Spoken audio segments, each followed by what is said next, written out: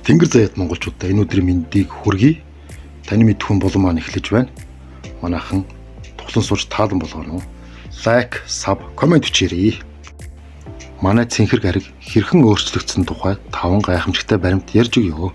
Хөндөй дэлхийн онол, газар доорх ертөнц тэргүүтэй, хачирхалтай хувилдааны онолууд хүн төрөлхтний дунд олон 10 жилийн туршид яригдж, ном зохиол, кино уран бүтээлүүдийн гол сэдэв болсоор ирсэн түүхтэй. Тэгвэл бодит байдал, баримтад тулгуурласан шинжлэх ухааны хүрээндч түүнээс дутхгүй сонирхолтой учир бүтээлэг зүйлс олон бий. Энэхүү бичлэгээрээ бид дэлхийн тухай өнгөрсөн түүхийг өвлөх 5 баримтыг хүргэхээр бэлдлээ. Нэгдүгээр супер тэв.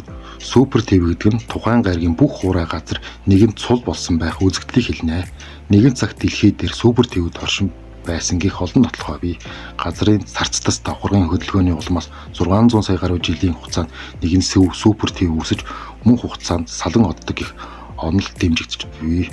Өдгөө би тэвд иргэн нэгдэх үед амьдарч буй агаад одоогоос 20 сая жилийн дараа Африк тэв Европ тэвтэй нэгдэж газрын дунд тэнгис өндөр улс болон хувирах ажээ.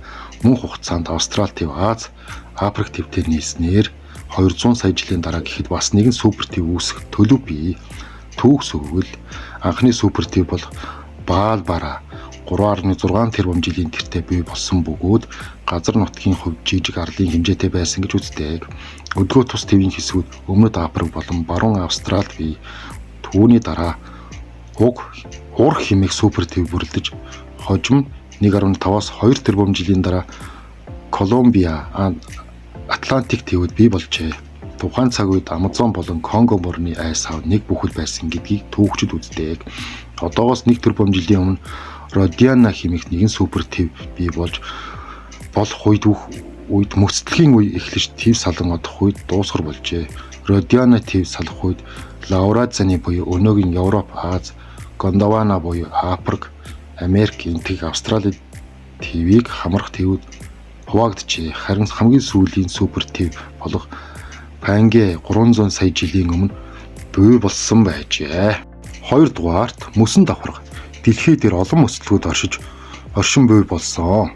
50,000 ам дөрвөлжин км квадратаас илүү хэмжээтэй 1000-аас дээш түүнээс 6 метрийн мөсөн давхарга хэмээн нэрийддэг. Гренландын арлын мөслөгийн сузаан 3400 м бол Антарктик тэв 5000 м хүртэл сузаан мөстэй. Дэлхийн дулаарлын улмаас мөсөн давхарх салах, хайлах явдал түгээмэл гарч буй энэ далайн түвшин нэмэгдүүлэх үндэс болж байна. Хамгийн сүүлчийн том хэмжээний мөсөн давхарх хайлсан тохиолдол өнөөгөөс 100,000 жилийн тэртээ тохиож Канада, Америкийн нэгдсэн улсын нутгийг мөсний ёроолоос гаргаж байв. Өдгөөч Лерентоносын мөслөг хайлж дуусаагүй хэр багаад Канадын нутаг дэвсгэр умард зүгт 1 жилд 1 см хэмжээгээр тэлсээр бөгнэ.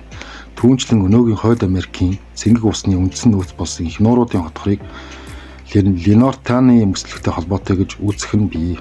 Үгээрч барахгүй 60 гаруй сая жилийн өмнө Антарктик тэв чиглэг дулаан уур амьсгалтай нутаг байсан ч 10 сая жилийн өмнөөс айжуур мөслөг явагдаж ихснээр өнөөгийн дүр төрхөө олсон түүх бий. Өдгөө тус тэвийн мөсөн дор арал тэнгисээс 2 дахин том талбайг эзлэх Восток нэртэй нуур бий. Судлаач тус нуурын ус байгалийн нөхцөл байдлаас шалтгаалаад 10 сая жил гадаад ертөнцөөс бүрэн тусгаарлагдаж байгаа хэмээн үздэг ажээ.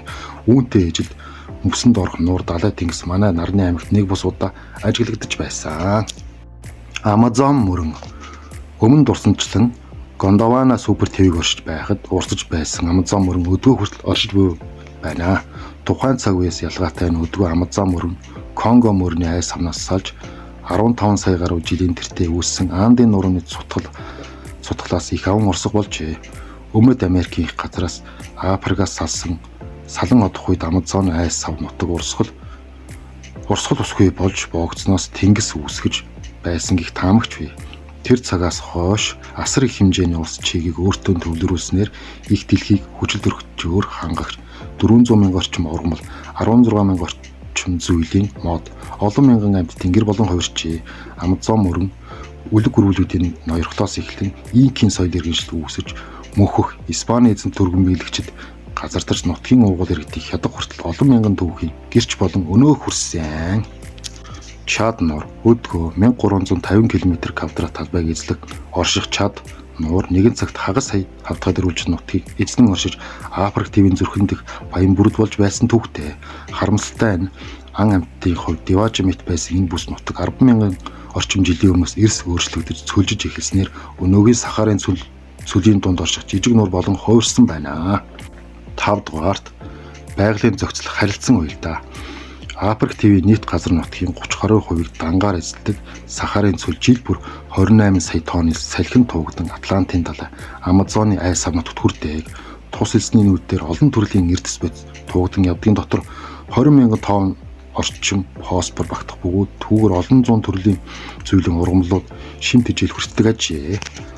Мөн Өмнөд Америкийн Испани хэлтнүүдийн дунд Эл Нино хэмээх цагуурын хачиргалтай үзэгдэл нэг алдартай. Номхон далайд 2-12 жилийн давтамжтай тохиолддог энэ үзэгдлийн үеэр халсан далайн ус Өмнөд Америкийн ирэг рүү түргдэн эрэхтэй далайн элдв амьтдын сэг зэмийг тээн ирэх хагаад үүнтэй зэрэгцэн удаан үргэлжлэх усрагг бороо ордог тул далайн эрг орчмын хүмүүс төдийлөн сууршдгүй Андын нурууны өндөрлөг нутгаар аж төрөх болсон гэдэг.